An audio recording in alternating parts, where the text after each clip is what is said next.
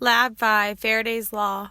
The purpose of this lab was to collect observational data of a magnet falling through a conductive tube of aluminum foil, to model the magnet and tube interaction computationally, and to compare the predictions of the computational model with the observed data.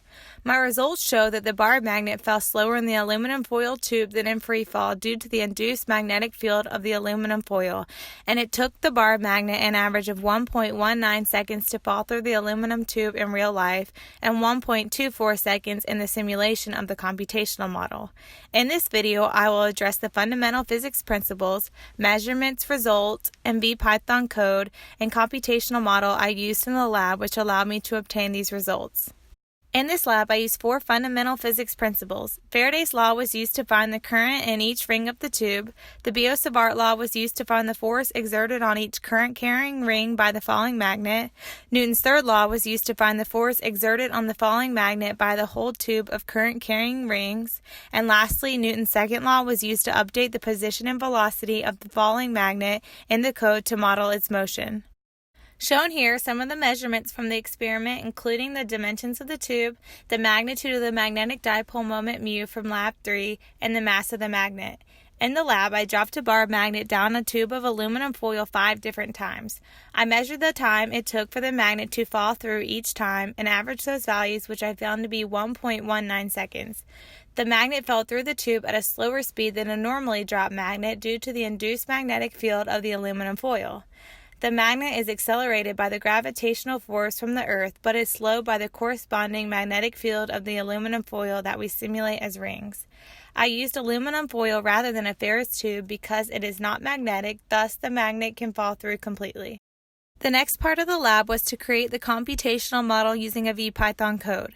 First, I input the physical constants and the dimensions of the aluminum tube along with initializing the graph. The next part is the code that creates the tube itself along with the falling magnet, and it sets up some of the numerical parameters for the simulation itself. This part of the code finishes creating the visualization for the bar magnet with the magnitude of the magnetic dipole moment mu being 3.79. It also sets some more initial conditions and is where I define the magnetic field function and the function for finding change in flux over time. This part of the code is the while loop that actually simulates the magnet falling through the tube, and it includes the calculation for the force of gravity, the function for d flux over dt, and the function for finding the current in the rings. This last part of the code first determines the color of the current in the simulation, and it also finds the magnetic field in all the rings so that we can find the magnetic force on the magnet itself. It then finds the total net force on the magnet using the gravitational force and the magnetic force, and then it updates the velocity of the bar magnet and its position, and then plots them on a velocity versus time graph that you will see next. This is what my computational model ended up generating. The image on the left shows the bar magnet as it's falling through the tube, and the ring around it is showing the direction of the induced current. The intensity of the coloring on the tube indicates the magnitude of the current flowing through each ring. Red and blue indicate current flowing in opposite directions. As the magnet fell through the tube, the simulation had blue rings on it. Since the magnet is falling downwards, the increasing change in flux is downwards, so the induced current is going to be flowing counterclockwise, opposite to the change in flux. The blue is counterclockwise current and the red is clockwise current. The graph shows that while the bar magnet is in the tube, the velocity remains constant and it remains in the tube for 1.24 seconds. Question 1. The magnet would fall at a slower constant speed because the magnitude of the upward magnetic force would increase. Question 2.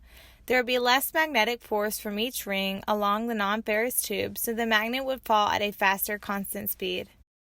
In conclusion, we examined Faraday's law as it affects a bar magnet being dropped through an aluminum foil tube. The induced magnetic change of the aluminum tube has a force that opposes the motion of the magnet and causes it to experience a smaller acceleration than if dropped in free fall and only subjected to gravity. We also examined the PHYS law and Newton's second and third laws. My results showed that the bar magnet fell through the tube in an average of 1.19 seconds in real life and 1.24 seconds in the simulation.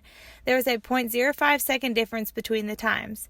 This difference can be contributed to user errors such as not recording the exact time the magnet fell through the tube and systematic errors such as air resistance.